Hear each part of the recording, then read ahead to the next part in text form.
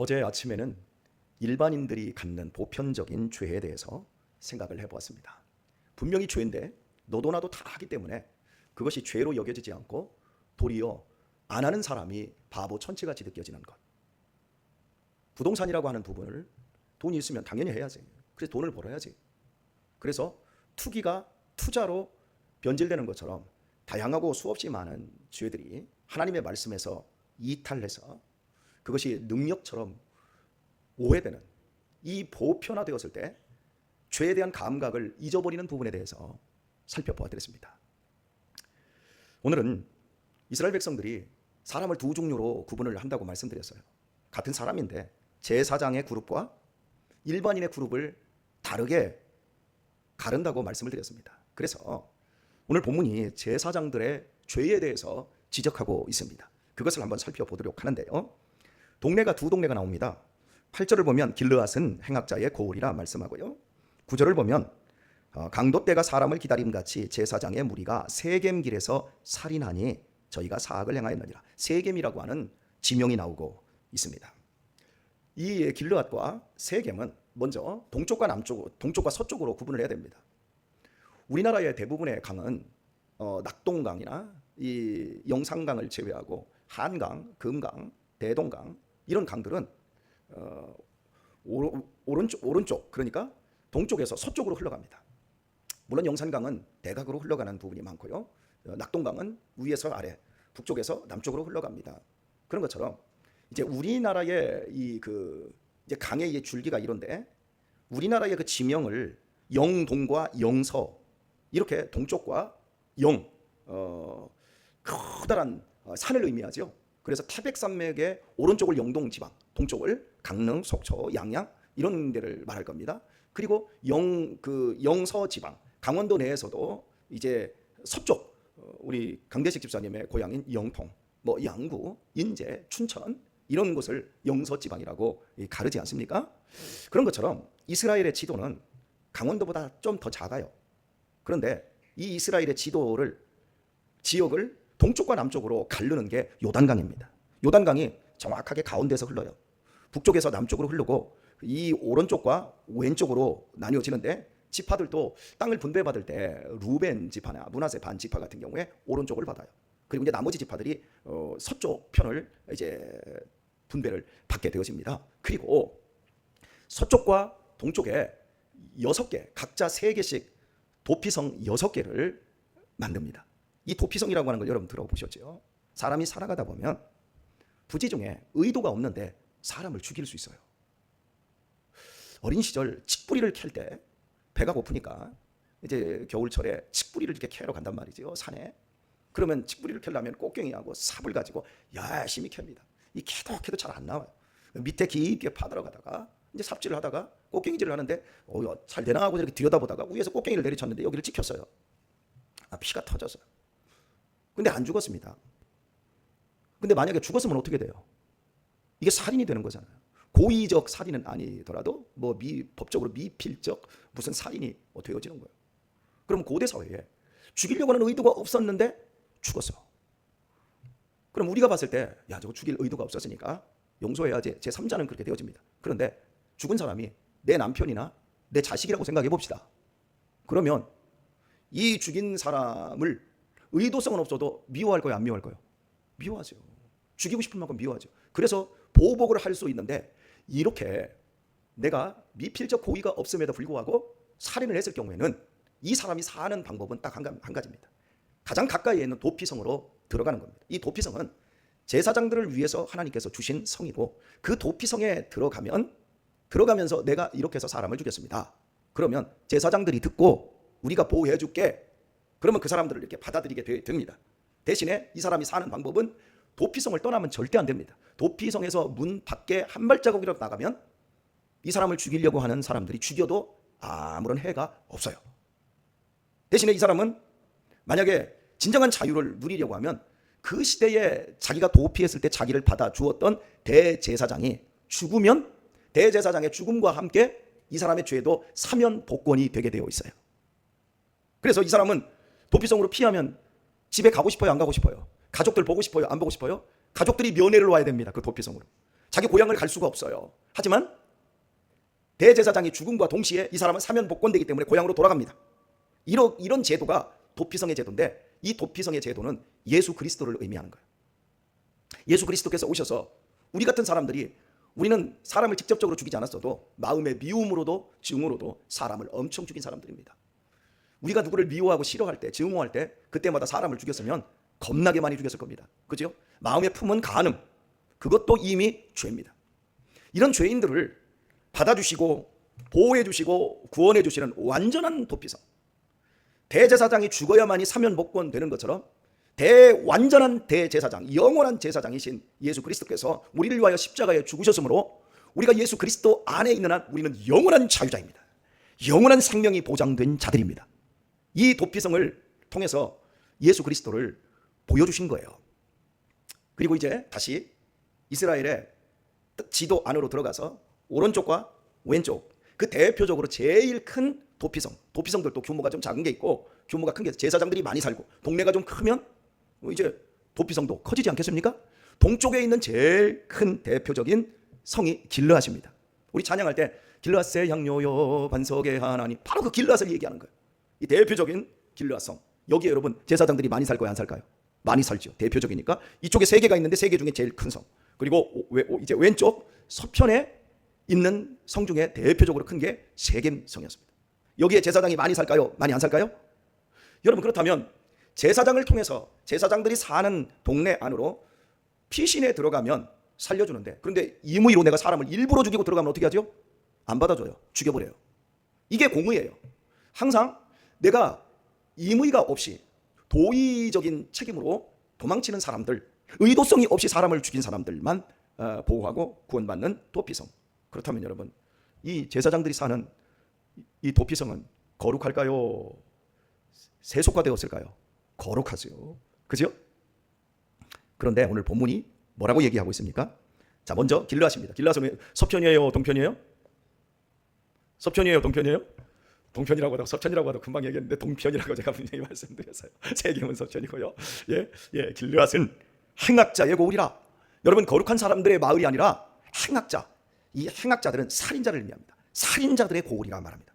그리고 피 발자취가 편만하도다. 살인은 한 건도 이루어지지 않아야 되는데 사람들을 너무나 많이 죽여서 피 발자취가 그냥 동네에 가득하다, 이렇게 말하고 있어요.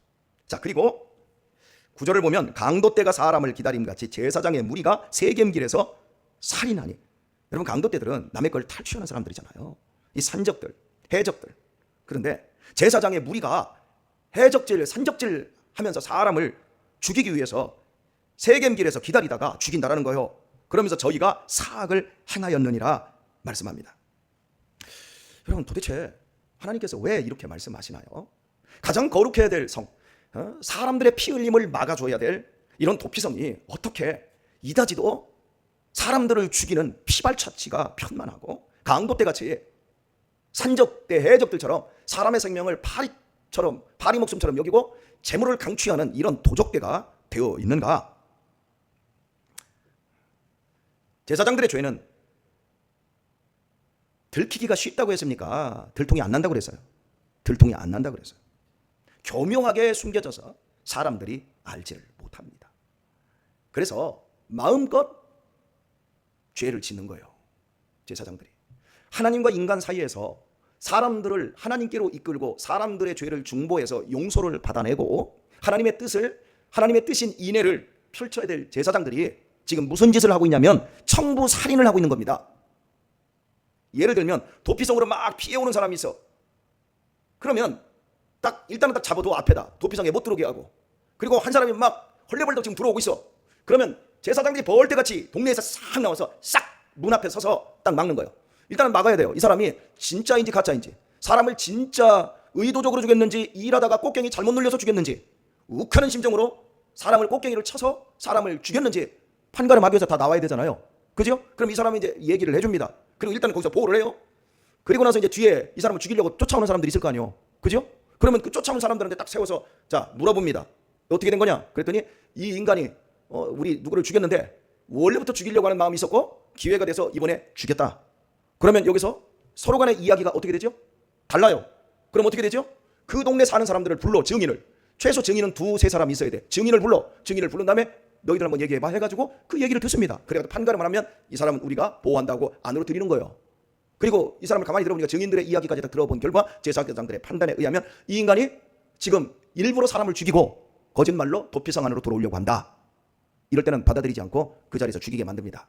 피의 보복은 눈에는 눈, 이에는 이거든요. 자, 그런데 강도떼같이 기다리고 있어요. 기다리고 있다가 돈을 많이 찔러주는 쪽에 손을 들어주는 거예요. 교묘하게, 합법적으로.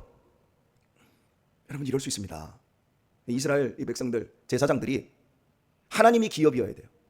제사장들에게는 하나님이 땅을 분배하지 않았어요. 레위 족속에게는. 백성들을 살피고 보살피는 가운데 그들이 드리는 10의 1조로 너희들이 먹고 살아라. 근데 여러분 보세요. 내가 땅을 많이 가지고 있고 재물을 많이 움켜쥐고 있는 게 든든합니까? 10의 1조만 바라보고 그걸로 먹고 사는 게 든든합니까? 여러분이 월급으로 사는 게 든든합니까? 돈을 한 10억, 한 20억 정도 은행에다 저축해 놓고 그거 그냥 꺼내고 싶어서 꺼내고 쓰고 싶을 때 쓰는 게 여러분이 든든할까요? 여러분, 제사장들이 땅이 없어요. 나도 땅 가지고 싶어. 제사장들이 사업 수단이 좋을 수 있는 똑똑한 사람들이 있어. 그런데 사업을 못해. 그냥 하나님만 바라보고 열심히 말씀 전하고 열심히 하나님 섬겨서 성도들이 은혜 받아서 바치는 10의 1조 그거 가지고 그냥 먹고만 살아. 겉으로는 그렇게 사는 것 같은데 옳고 그른 것, 사람의 생명이 왔다 갔다 하는 그 문제를 가지고 제사장들 무리가 돈 버는 방법으로 교묘하게 바꿔버린 거예요. 죽여라. 죽이고 보니까 이 사람이 무죄해. 그런데 이쪽에서 돈을 많이 줘서 이게 청부살인이 되는 거예요. 지금 이 짓거리를 호세아 시대의 제사장들이 하고 있었던 겁니다. 사랑하는 교회 여러분, 목사는 제사장 아닙니다. 그럼에도 불구하고 교회에서의 목사의 사역은 제사장같이 합니다. 제사장이 아님에도 불구하고 제사장같이 사역을 합니다. 그래서 문제가 될 수 있어요. 목사들의 죄는요, 잘 안 드러나요. 목사가 어디 술을 먹습니까? 목사가 어디 사창가를 갑니까? 목사가 함부로 욕하고 함부로 행동하지 않습니다. 그러다 보니까 목사들은 대부분 굉장히 거룩하게 느껴집니다. 그러나 목사는 여러분들과 똑같은 사람입니다. 갖고 싶고 먹고 싶고 여러분이 인정받고 싶고 지지받고 싶고 사랑받고 싶은 것처럼 목사도 똑같은 사람입니다. 겉으로 절제할수록 그리고 더 많은 독서량을 통해서 지식이 쌓일수록 감정과 내면 세계는 더 취약해진다는 거 여러분 아십니까? 저는요, 웬만하면 목사님들하고 별로 잘 안 놀아요. 목사님들끼리 놀면 참 끼리끼리 모이잖아요. 배울 게 있을까요? 없을까요? 서로 가르치려고만 들어. 짜증나. 싫어. 여러분, 우리 노예 수양회 우리 목사님들끼리 함께 쉬러 놀러 갑니다. 가보면 놀 줄을 몰라. 재미가 하나도 없어. 근데 우리 권사님들하고 제주도 가니까 재밌더라고요. 권사님들하고 제주도에 딱 놀러 가서 자 이동간에 노래한다. 유행가 일발 창전, 자 트로트 일발 창전 딱 하니까 안 할 것처럼 하던 분들이 막 하더니 박수 치면서 막 찔레꽃이 어떻고 소양강 처녀가 어떻고 완전히 막 복음 메들리가 찬양 메들리가 막 트로트 메들리로 끝까지 가. 그럼 거기다 막 추임새도 아멘 하고 막 할렐루야도 넣고 얼마나 재밌게 노는지. 저는요, 천병희 권사님은 이슬만 드시고 사는 줄 알았어요. 나는 우리 박정숙 권사님은 트로트 파라는 걸 내가 알고 있었지만 우리 천병희 권사님 같은 분이 어떻게 그렇게 예쁘게, 우리 박미혁 권사님이 안 오셨는데 그분은 가수의 가수, 가수가 아니라 가수. 그렇게 재밌게 놀더라고. 잘 노는 거예요 여러분. 그래야 사람이 잘못되지를 않아요. 사람의 영역은 인지 영역과 정서 영역이라는 게 있어요. 그런데 우리나라의 학생들이, 청년들이 자살률이 세계 1위잖아요. 근데 여러분, 자살률만 세계 1위가 아니라 학업 성취도 영역, 피사라고 하는 거 해마다 전 세계 대학들, 전 세계 중고등학교를 대상으로 합니다. 수학 영역, 그리고 과학 영역, 그리고 문학 영역 이렇게 해가지고 하는데 우리나라가 전 세계 1위예요. 우리나라 대학, 우리나라 중고등학생들, 대학생들이 전 세계에서 머리가 제일 좋다는 얘기예요. 그런데 자살도 제일 많이 해요. 이게 무슨 얘기인 줄 아세요? 인지 영역이 강화가 되면요, 정서 영역이 취약해진다는 얘기예요. 머리가 똑똑해질수록 공부하기 위해서 머리가 똑똑해진 만큼 그 보상 영역 차원에서 감정이 취약해진다는 거예요. 여러분 가끔씩 판사나 검사들, 의사들, 그리고 교수들, 우리나라에서 상위 0.1%에 드는 그런 사람들의 아주 더럽고 추악한 행위가 나오잖아요. 어디 강원도의 펜션에서 다 모여서 여자들 불러서 빨가벗고 같이 섹스 파티를 했다? 근데 모른다? 청문회장에 나와서 모른다? 이런 거 하잖아요. 여러분 기본적인 상식으로 어떻게 그 짓을 하냔 말이죠. 그게 화면으로도 나오는데 저 사람 누구냐고 했더니 나를 닮았지만 나 아닙니다. 어떻게 그렇게 뻔뻔하고 더러울 수 있어요? 왜 그런 줄 아세요? 인지 영역이 발달할수록 감정 영역도 취약해지는 거예요. 우리 아이들 공부 열심히 하라고 내몰아서 애들이 다 바보가 돼버리는 거예요. 정말 사람이 이 세상에서 승리하려면, 행복하게 살려면 사회 정서 역량이라는 걸 갖춰야 됩니다. 그 사회 정서 역량이라는 것이 뭐냐면 첫 번째 자기 인식, 자기 조절 능력이에요. 막 분노가 나오고요. 자기 마음이 막 이상해요. 이런 걸 잘 조절하는 능력. 그리고 관계 조절 능력이 있어야 돼요. 이게 사회 정서 역량이에요. 첫 번째가 뭐라고요? 자기 조절 능력. 우리 엄장로님이 자기 조절 능력이 참 뛰어나요. 우리 성도들이 자기 조절 능력이 참 뛰어나요. 그리고 이 자기 조절 능력만 있으면 안 되고 관계를 잘 할 수 있어야 돼요. 관계 조절 능력. 여러분의 자녀들이 주변의 사람들하고 어린 자녀들이 관계를 하나하나 보세요. 잘하나 못하나. 요즘요 관계할 줄 아는 애들이 없어요. 우리 유신이가 어제도 여기 청소년 센터에서 영어 어제 특강을 하는데 거기 가서 하루 종일 뭐 한 40-50명이 가서 듣고 나오는데 나와서 오늘 한 소감에 대해서 발표를 해라. 유신이 하나밖에 안 나가요. 시켜도 못해요. 관계 조절 능력이 없는 거예요 요즘 애들이. 왜? 스마트폰만 보잖아요. 그리고 세 번째로 중요한 것이 공익 조절 능력이에요. 내가 이 사회에, 내가 이 교회 안에서 어떻게 하면 기여를 할 수 있을까?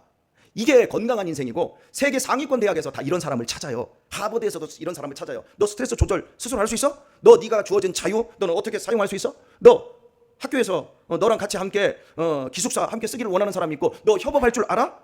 너 관계 잘해? 너 독불장군 아니야?